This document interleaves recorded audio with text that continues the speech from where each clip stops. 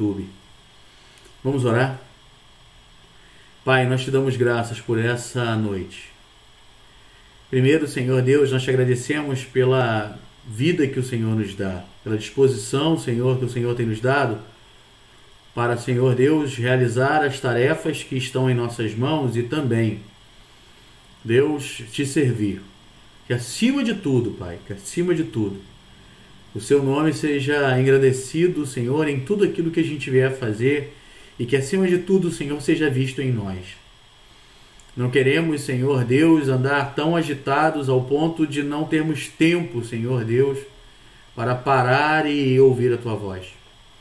Não queremos, Senhor Deus, andar muito agitados e tão agitados ao ponto de não conseguirmos contemplar, Senhor Deus, a Tua beleza, Deus, ouvir o Teu recado, o Teu conselho. Por isso, Senhor, aquieta o nosso coração nessa noite.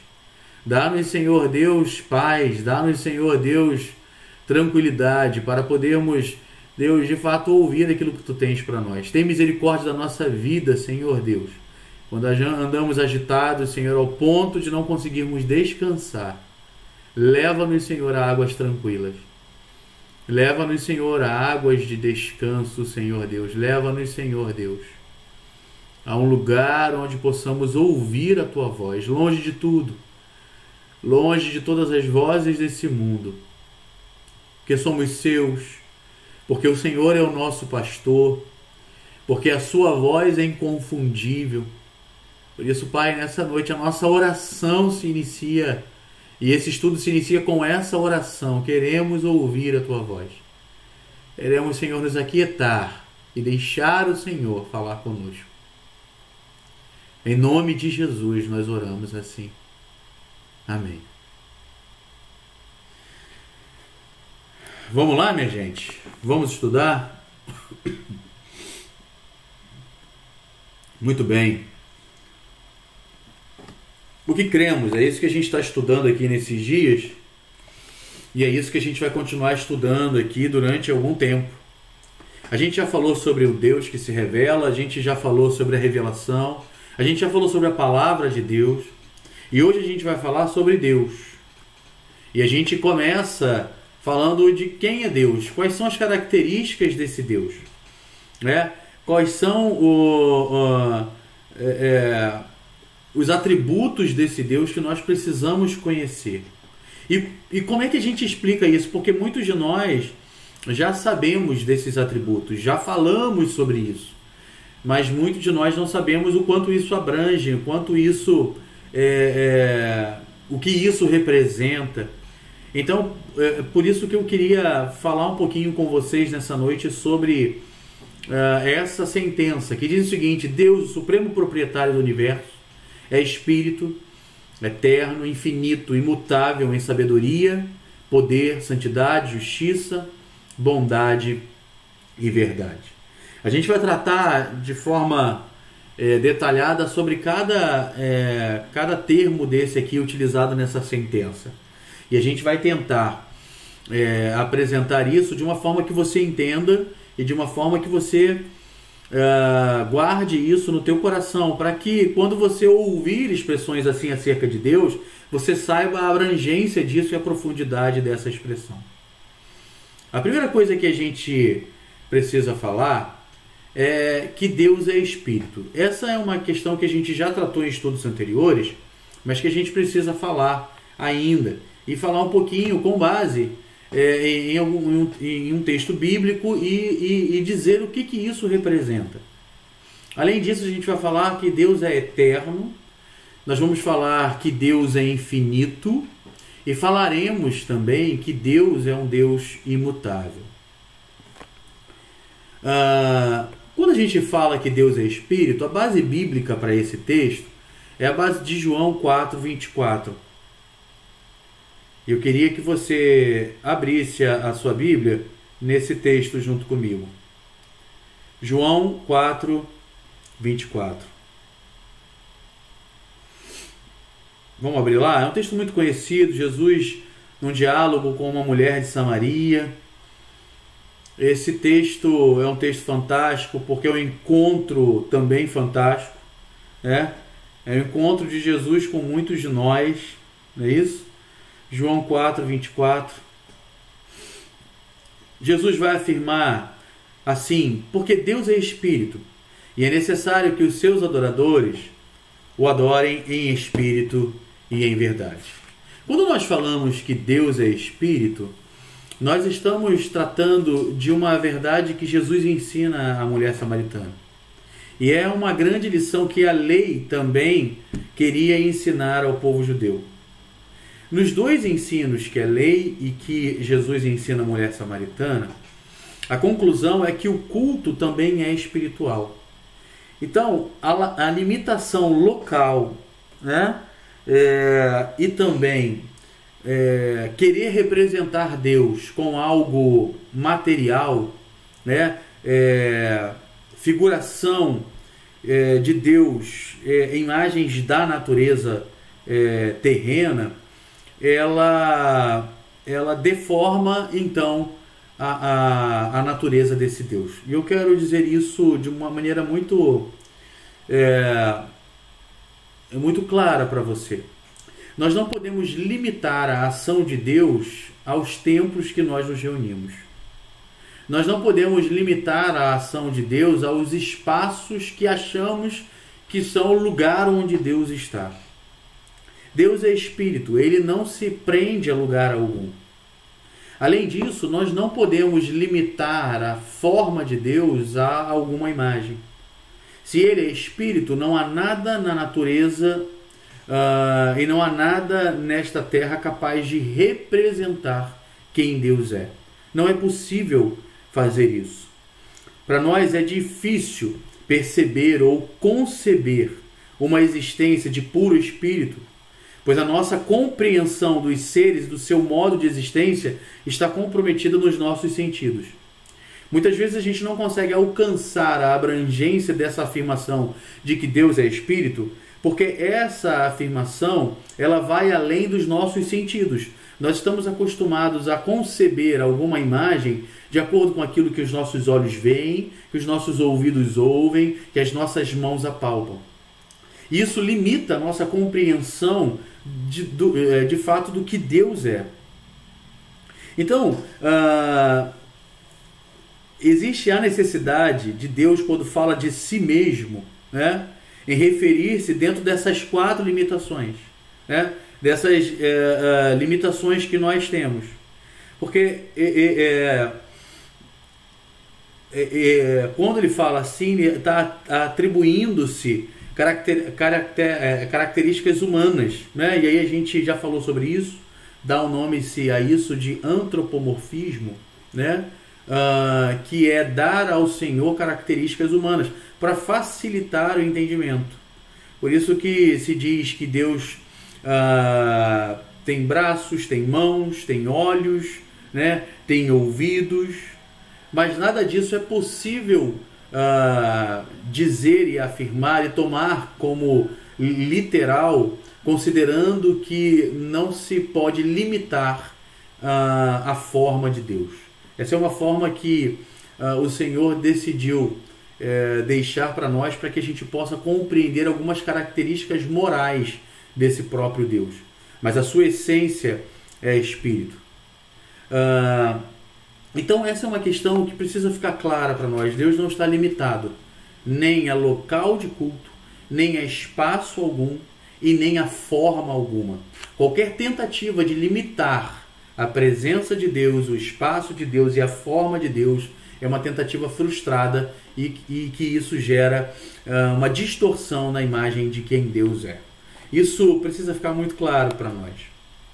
Uma outra coisa interessante é que Deus é eterno. E tempo implica começo, sucessão e fim. Quando a gente fala de eternidade, a gente está falando da ausência dessas coisas, de começo, de sucessão e de fim. Quando a gente diz que Deus é eterno, a gente afirma que Ele independe do tempo, independe de cronologia. Então a gente precisa ler alguns textos, como o de Deuteronômio 32, o verso de número 39. Vamos dar uma olhadinha nesse texto. Você que está acompanhando comigo agora, Deuteronômio, capítulo 32, O verso é o de número 39.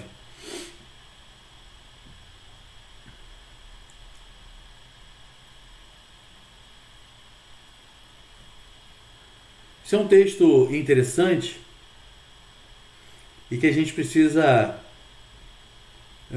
compreender bem. Vede agora que eu sou, e mais nenhum Deus há além de mim.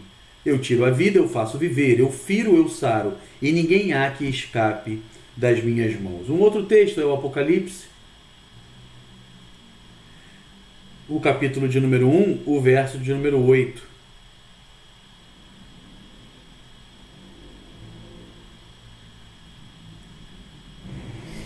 Eu sou o Alfa, o Ômega, o princípio e o fim, diz o Senhor, que é, que era e que há de vir, o Todo-Poderoso. Quando a gente lê também o texto de João, o Evangelho de João, capítulo 1, verso número 1, a gente vai ver a expressão que no princípio era o Verbo. João, nas primeiras palavras do seu Evangelho, traz essa belíssima expressão, referindo-se à eternidade de Jesus. Ele quer dizer que quando a gente consegue compreender o início de qualquer coisa, imagina você querer agora no seu pensamento voltar no tempo. Volte ao máximo que você imaginar. O máximo, ou seja, na criação, antes de existir qualquer coisa. Antes disso, que você foi capaz de imaginar, Cristo já existia. Então, quando o texto vai falar que Jesus já existia desde o princípio, né? Ele não foi criado, não é essa a expressão que João diz. Vai dizer que ele era. Os dois textos de Deuteronômio 32 e Apocalipse 1:8 vão falar da existência eterna de Deus. Quando em Deuteronômio capítulo 1, 32, verso 39, ele vai dizer que eu sou Deus, eu sou, é a mesma expressão que é utilizada para Moisés quando Deus se revela a ele através daquela sarça que ardia. O eu sou fala de alguém que existe antes de todas as coisas, não teve o seu início a sua existência, e não tem sucessão à existência, e não tem fim à existência. Ele está completamente fora do Cronos, ele está completamente fora da nossa contagem do tempo. Não existe contagem do tempo para o Senhor. Em Apocalipse 1:8, Jesus vai se apresentar como sendo o princípio e o fim. Não existe, então, para ele nem início nem final. Ele representa a existência de todas as coisas e ele está acima da existência de todas as coisas. Todas as coisas que nós conhecemos começaram e vão terminar. A sua vida, inclusive, teve um início quando você nasceu, ok? E ela vai terminar um dia, nós não sabemos quando. Mas Deus permanece eternamente. A questão é que existe uma eternidade para o homem. Essa eternidade pode ser vivida. Ela teve início e essa eternidade ela não fala na mesma proporção que estamos tratando de Deus. Essa eternidade vai falar de alguém que vai viver ou morte eterna, depende da escolha, mas que teve um início. No caso de Deus, não, ele não tem início. Todas as coisas começam e terminam, mas Deus não. Ele sempre existiu. Uma outra coisa interessante aqui é que Deus é infinito. Olha, é algo interessante quando a gente trata disso, quando nós nos referimos a Deus e atribui a qualidade de infinito, nós nos referimos ao seu ser e às suas perfeições. O tempo e o espaço, assim como a variação que tornam as coisas finitas, não se aplica a esse Deus. Deus é eterno, para ele não existe tempo, cronos, né? O Salmo 102, versículo 27 vai falar um pouquinho sobre isso. Logo, o primeiro fator de finitude desaparece aqui. Não existe tempo para Deus.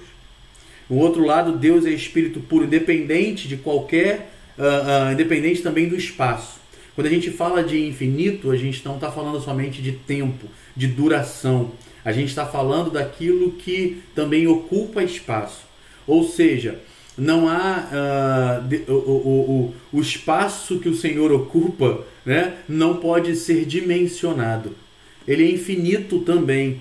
Considerando que Deus é Espírito, ele é infinito também na sua abrangência.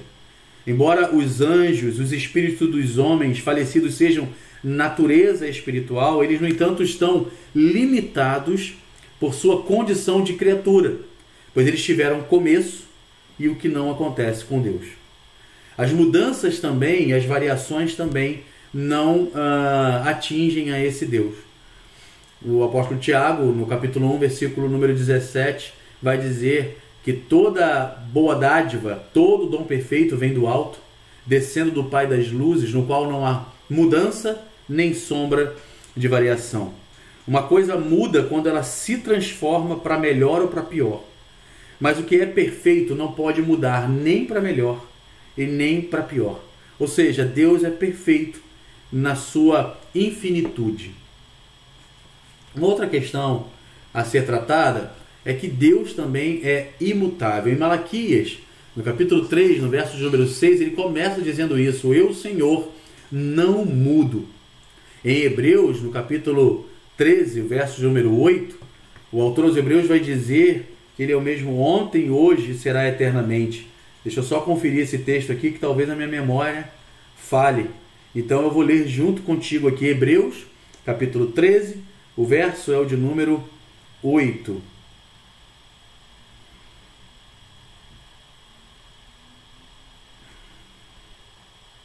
Exatamente, Jesus Cristo é o mesmo ontem, hoje e eternamente.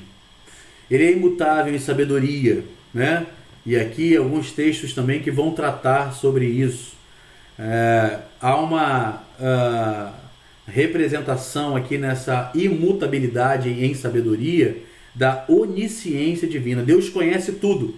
Não existe nada que esteja oculto ao Senhor. Todas as coisas estão patentes aos olhos daquele a quem temos que dar contas. Então, todas as coisas podem ser confiadas a Deus. Ele sabe as causas, os modos, as circunstâncias, as consequências, as soluções. O passado, o presente, o futuro estão à luz dos seus olhos. Deus sabe. E esse é um pensamento que nos conforta. Deus sabe. Deus sabe de todas as coisas, querido. Deus sabe de tudo o que está acontecendo. Deus sabe da sua luta. Deus conhece o teu coração. Deus sabe das suas angústias. Deus sabe por que isso está acontecendo. Deus sabe o fim desde o começo. Há uma música que eu gosto muito. O nome dessa música é Tapeceiro. E uma frase dessa música vai dizer: Ele sabe o fim desde o começo. Deus conhece todas as coisas e é imutável em sabedoria. Ele é imutável também em poder. E esse também é uma outra afirmação que no nosso coração traz conforto. Deus não apenas sabe, mas também Ele pode. O seu poder não sofre sombra de variação alguma. Assim como Ele sabe de tudo e sabe perfeitamente todas as coisas, Ele pode tudo e pode todas as coisas perfeitamente. Ele então é onipotente. Com Ele está o querer, também com Ele está o efetuar, o executar, o perfazer. Não há dificuldade que Deus não possa resolver. Não há problema que Deus não possa resolver. Não há luta que Deus não possa travar e que Deus não possa resolver. Não há plano que não conduza a pleno cumprimento. Não há plano de Deus que não vá até o final. Ao contrário de nós, que muitas vezes fazemos planos, fazemos projetos e abandonamos esses projetos pelo caminho porque nos deparamos com desafios muito grandes. Deus não age assim. Aquilo que Ele projetou, aquilo que Ele planejou, aquilo que Ele prometeu, Ele há de cumprir, porque Ele é Deus e pode todas as coisas. Ele pode cuidar da sua vida, Ele pode cuidar apesar dos empecilhos de qualquer espécie, Ele pode levar ao termo tudo aquilo que Ele desejou, todo o plano que Ele traçou para a sua vida. Deus pode todas as coisas. Gênesis 17:1 há uma palavra fantástica para mim e para você nessa noite. Talvez você esteja aqui nos vendo nessa noite e passando por aqui. Não é o horário que a gente normalmente faz a transmissão das nossas programações, mas foi esse tempo que Deus separou para falar ao teu coração. Deus pode todas as coisas, Deus é poderoso, não há impossíveis para esse Deus. Gênesis 17, versículo 1. Sendo, pois, Abraão da idade de 99 anos, apareceu o Senhor e disse-lhe: eu sou o Deus Todo-Poderoso, anda na minha presença e ser perfeito.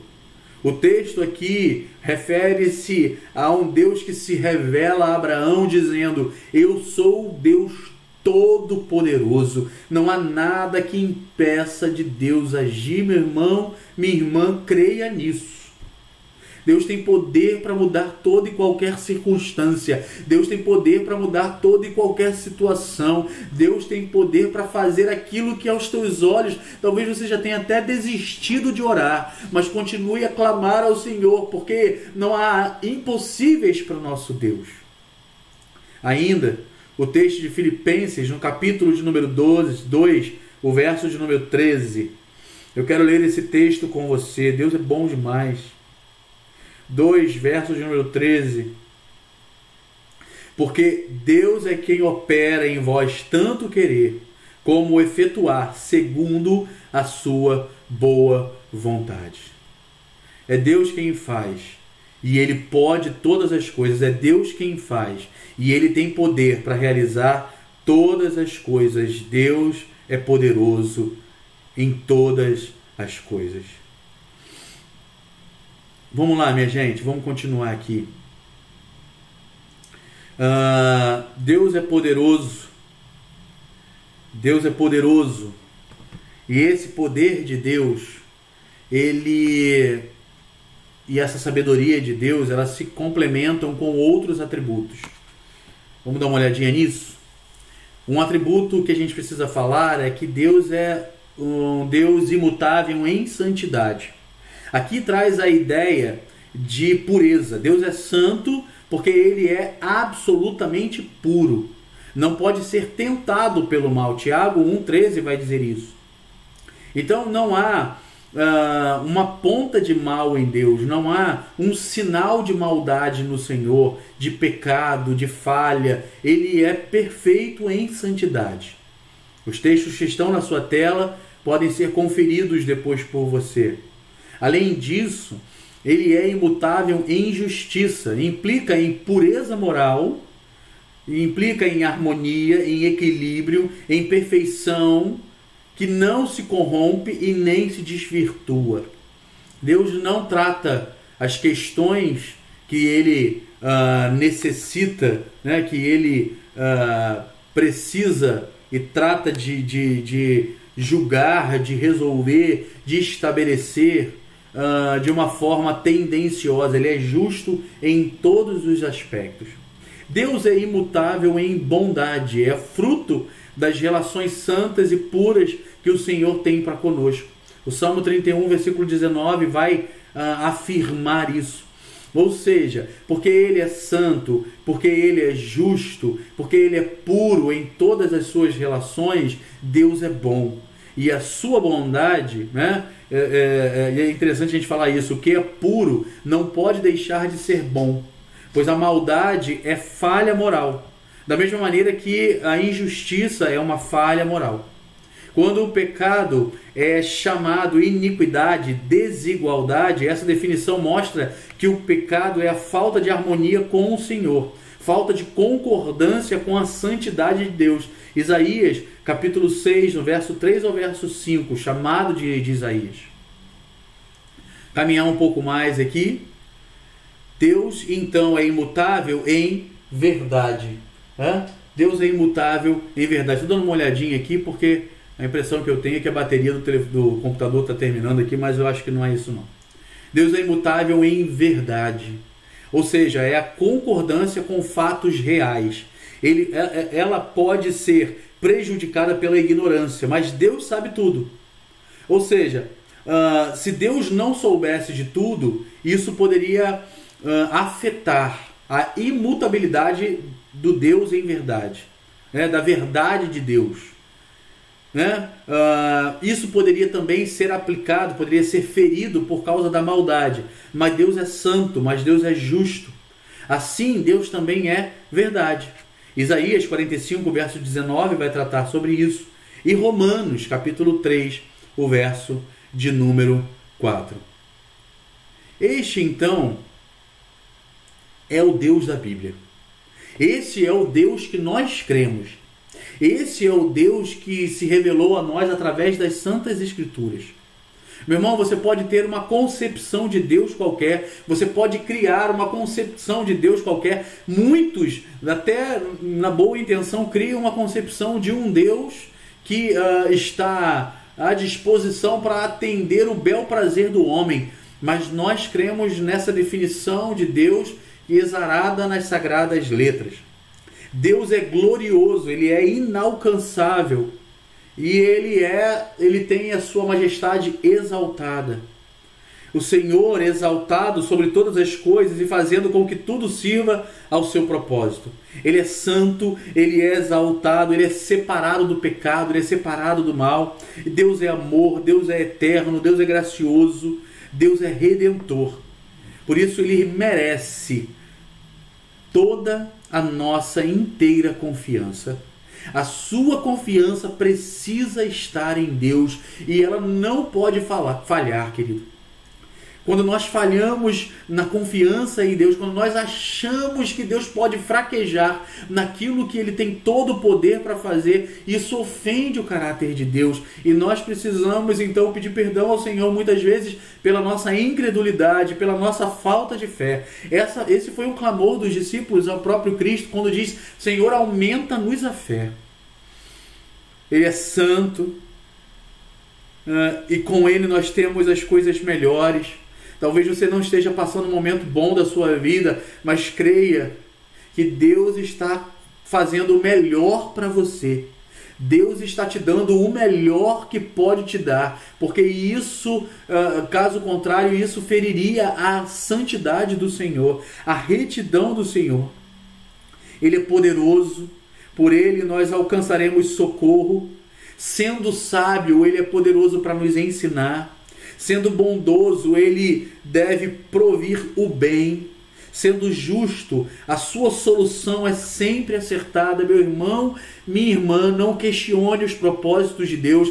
Não questione os caminhos que Deus traçou para a sua vida, porque Deus é o Deus justo que acerta em todas as suas escolhas, em todos os seus propósitos. Deus não erra, Deus não testa soluções com a gente. Quando algumas coisas acontecem, quando algumas coisas acontecem em nossa vida, porque Deus está provendo o melhor para nós e Ele é verdadeiro.